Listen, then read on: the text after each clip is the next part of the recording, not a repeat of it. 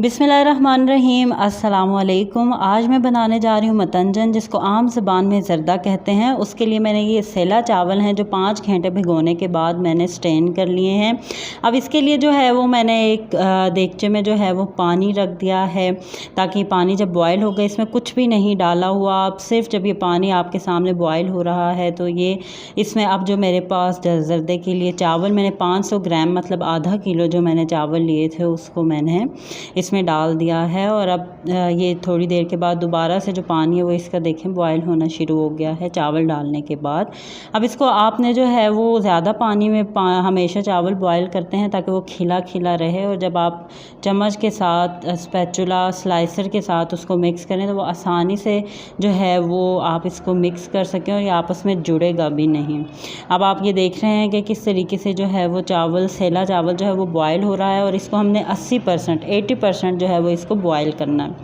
अब ये देख लीजिए कि 80% चावल जो है वो इस तरीके से जो है वो अब इसको हमने जो है वो स्ट्रेन कर लेना है। चावल हमारा तैयार हो गया है, बॉयल हो गया है, और इसको स्ट्रेन करने के बाद खुली ट्रे में आपने रखना है ताकि ये आपस में जुड़े ना और ठंडा हो जाए थोड़ा सा, और इसके जिस लेवल पे हमने कुक किया रहे। अब ये सारे लवाजमात आप देख लें जो कि हमने डालने हैं। इसके अंदर आपको कोकोनट, पिस्ताशियो, बादाम, इलायची कूट ली थी। इसके अंदर मैंने लौंग और दारचीनी और चीनी 400 ग्राम है, 500 चावल के लिए ऑयल और दूध रखा है। और ये केवड़ा एसेंस है जो बिल्कुल एंड में जाएगा और बिल्कुल थोड़ा सा जाएगा, और इससे जो है वो बहुत अच्छा जो है वो चावलों का एक जो है वो आपको टेस्ट मिलेगा। ये सब इंग्रेडिएंट्स आपने देख लिया। अब आपको आवाज़ आ चुकी होगी। अब हमने काम स्टार्ट कर दिया है। 100 ml ऑयल हमने लिया, और इसके अंदर जितने भी अभी मैंने आपको जो है वो इंग्रेडिएंट्स बताए थे जो ज़र्दे की पहचान है और कह सकते हैं कि मतंजन की जान है। अब आप इसको जो है वो हल्का सा सोते करना कहते हैं, वो हम करेंगे। इसको थोड़ा सा जो है वो भूनेंगे ताकि ये जितने भी हमने इसमें जो है वो अपने जो लवाजमात डाले हैं वो अच्छे तरीके से हल्के हल्के से पक जाएं, और एक खुशबू सी आनी आपको डेफ़िनेटली शुरू हो जाएगी। आवाज़ तो आपको आ ही रही है। और बादाम को आपने जो है वो बॉयल करके स्किन लेस कर लेना। और ये अशरफियाँ भी हैं, देखिए बड़े मज़े का कलर, और एक जो है वो बड़ा अच्छा कम्बिनेशन बन चुका है इसका। अब इसको हम जो है वो 3 से 4 मिनट के लिए जो है वो आप करेंगे तो दारचीनी और जो हम लोगों ने लौंग डाले हैं उसका बड़ा अच्छा एक टेस्ट जो है वो निकल के आएगा, और सब्ज़ इलायची का। आपने इस तरीके से कंटिन्यूसली इसको हिलाते रहना है। अब ये देख लीजिए, अब हमने क्या करना है कि 120 ml इसमें हमने दूध ऐड करना है। आप चाहें तो पानी भी ऐड कर सकते हैं। अब इसमें जो है वो दूध ऐड करने के बाद मैं इसको दोबारा से जो है वो मिक्स करूँगी ताकि ये मिक्स हो जाए, और इसको मिक्स करें इस तरीके से कि किस तरीके से जो है ये दूध और ऑयल और जितने भी जो हैं वो इंग्रेडिएंट्स जो हैं वो आपस में जो हैं वो मिक्स हों। और मिक्स होने के बाद इसको भी आपने 2 से 3 मिनट तक इस तरीके से जो है वो पकाना है। इसको कंटिन्यूसली आप जो है वो चम्मच से हिलाते रहें। अब इस स्टेज पे जब हमने जो है वो दूध भी डाल दिया और जितने लवाजमात थे वो डाल दिया, मेन इंग्रेडिएंट है शुगर, चीनी।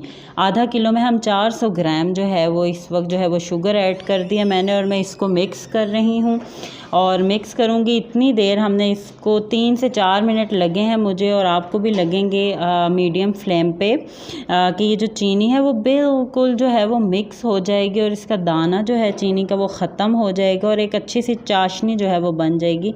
जैसा कि आपको नज़र भी आ रहा है कि काफ़ी 60-70% तक जो है वो इसमें शुगर जो है वो अब जो है वो मिक्स हो चुकी है।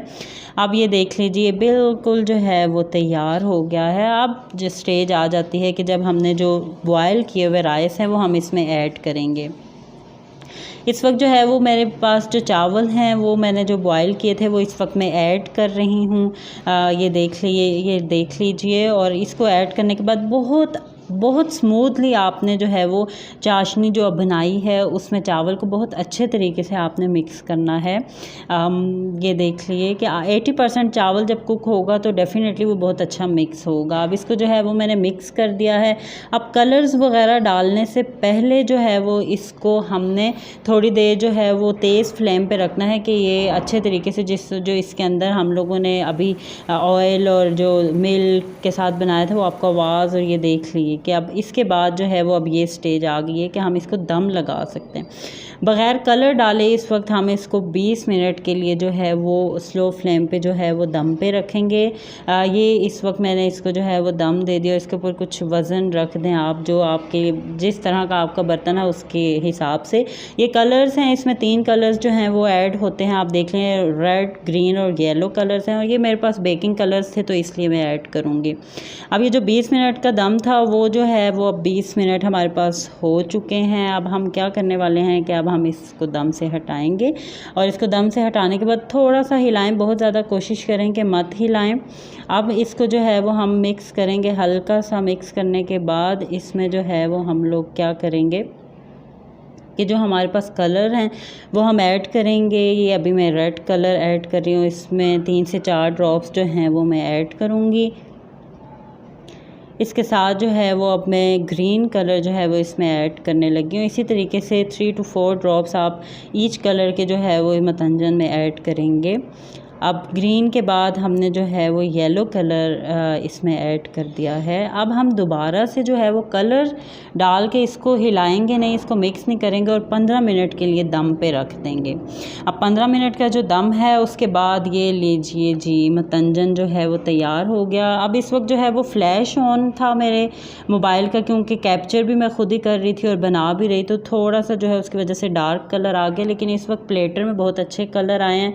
और लीजिए मतंजन तैयार हो गया है। इसके साथ ही समीर रशीद को इजाज़त दीजिए। अपना बहुत ख्याल रखिएगा और मेरे चैनल को सब्सक्राइब कर दीजिए। अल्लाह हाफिज़।